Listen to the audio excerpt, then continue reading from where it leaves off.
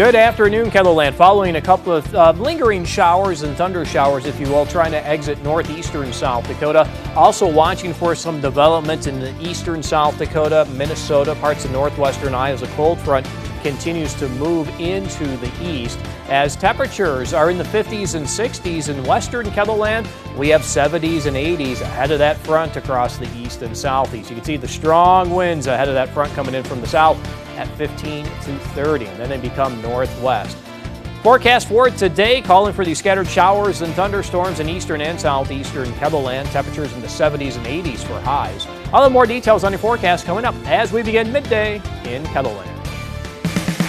Live from KELOLAND Media Group, midday in KELOLAND.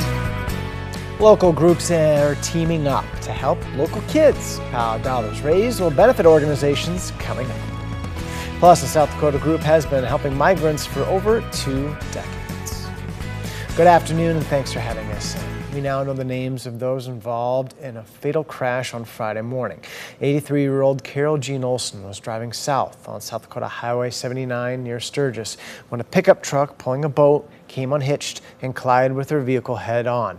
Olson was killed immediately. The pickup driver and passenger were not injured. The South Dakota Highway Patrol is investigating the crash. A convicted sex offender with a lengthy criminal history in at least 2 states is facing new charges this midday. In February, we reported that 38-year-old Thomas Tatar of Hartford was indicted for receiving and sending child pornography in 2023. Now, a superseding indictment includes additional federal charges.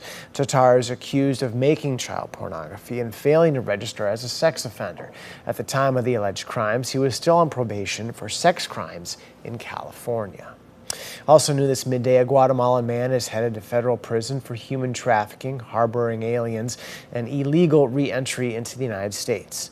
A jury convicted William Godoy of the crimes. Now a judge has sentenced him to 7 years behind bars, followed by 3 years of supervision.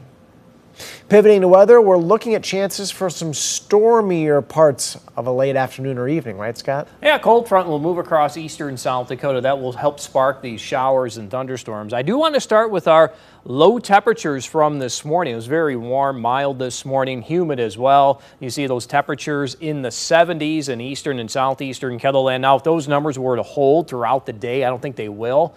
Those would set records for being the warmest low temperatures on this date. But as a cold front continues to move into eastern and southeastern KELOLAND, those temperatures will fall later this evening. I think a lot of us will be below the numbers that we had earlier this morning. As you do see, our current readings are in the 70s and 80s from Watertown areas to the south and east. Mitchell still at 72. 50s and 60s in the western and central South Dakota. We have a couple of wind gusts coming in that 30 and 40 mile per hour range. We have that wind gust in Spencer at 43, otherwise near 30 in Sioux Falls. And, the directions coming in from the south ahead of the cold front to the northwest, right behind the front. And this is how it looks like on radar. You see that line? That's that change in direction in southeastern South Dakota. So once that gets through your area, you'll notice that change in wind direction, and that will help bring in less humidity as those dew point temperatures are not as warm. We still have 73 in Sioux Falls. If you've been outside, spending any time outside, you know it's humid when we get those numbers in the upper 60s and 70s. But look at that drier air trying to work in from central and western South Dakota. The dew point temperatures there are in the 40s and 50s. And it's the clash of the air masses that will help spark these showers and thunderstorms. We do have a couple of areas that we're watching here on radar in the eastern South Dakota. So we will continue to watch for some showers, thunder showers. These are more or less exiting the area in northeastern South Dakota.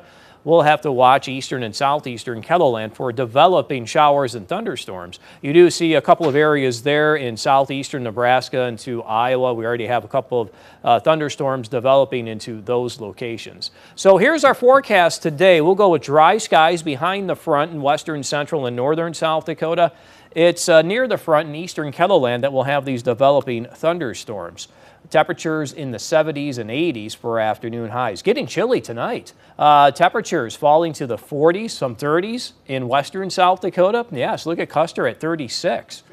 Otherwise, we'll have our numbers in the 40s and 50s. I'll have more details on your forecast coming up. Thank you, Scott. The Toy Lending Library of South Dakota and Kids Stop are teaming up for a yard sale in Sioux Falls.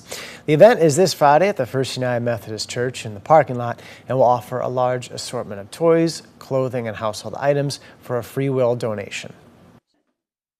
Nothing has a price on it. Everybody's welcome to come and find a treasure for them and give a donation. And those funds are going to help Kids Stop and the Toy Lending Library. The yard sale runs from 9 a.m. to 4:30 p.m. We'll tell you how the dollars raised will benefit the organizations later tonight on KELOLAND News.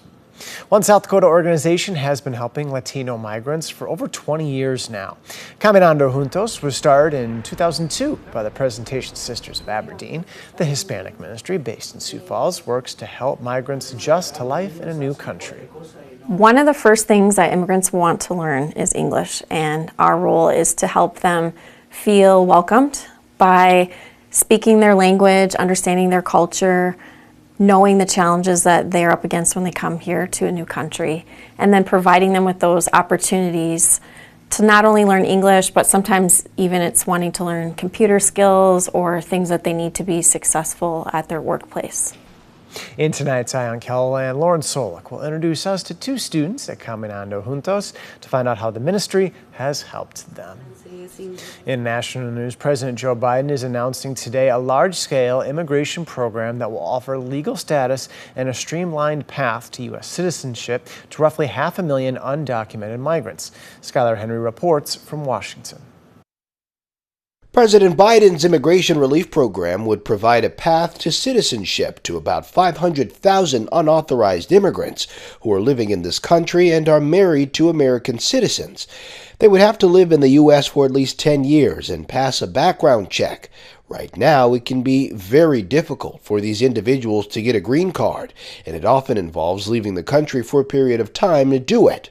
Under Biden's plan, those who qualify would be able to apply for permanent residence and would be allowed to stay and work without fear of deportation. The action will particularly benefit DACA recipients or dreamers who were brought to the U.S. as children. This is the president's second major move on immigration this month. 2 weeks ago, he announced sweeping restrictions on migrants seeking asylum at the U.S.-Mexico border. This ban will remain in place until the number of people trying to enter illegally is reduced to a level that our system can effectively manage. A senior administration official said the new program is expected to start taking applications by the end of the summer, but the policy is sure to face legal challenges. Skylar Henry, CBS News, Washington. The policy is also expected to benefit an estimated 50,000 immigrant children with a parent who is married to a U.S. citizen.